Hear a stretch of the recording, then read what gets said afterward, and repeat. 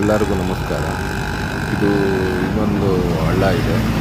ಇದು ತುಂಬ ಪ್ರಾಬ್ಲಮ್ಮು. ಇದು ಬಂದುಬಿಟ್ಟು ಲೊಕೇಶನ್ ಬಂದುಬಿಟ್ಟು ವೇಣುಗೋಪಾಲ ಸ್ವಾಮಿ ದೇವಸ್ಥಾನ ಮತ್ತು ಕೈವಾರ ಸ್ವಾಮಿ ತಾತ ಇದು ಸ್ಟ್ಯಾಚ್ಯೂ ಇದೆ. ಆಮೇಲೆ ಅದು ಕಲ್ಯಾಣಿನೂ ಇದೆ, ಅಲ್ಲೇ ಇರೋದು. ಇದನ್ನು ಈ ರೋಡಲ್ಲಿ ತುಂಬ ಮಕ್ಕಳು ಓಡಾಡ್ತಾ ಇರ್ತಾರೆ. ದಯವಿಟ್ಟು ಇದನ್ನು ರಿಪೇರ್ ಮಾಡಿ.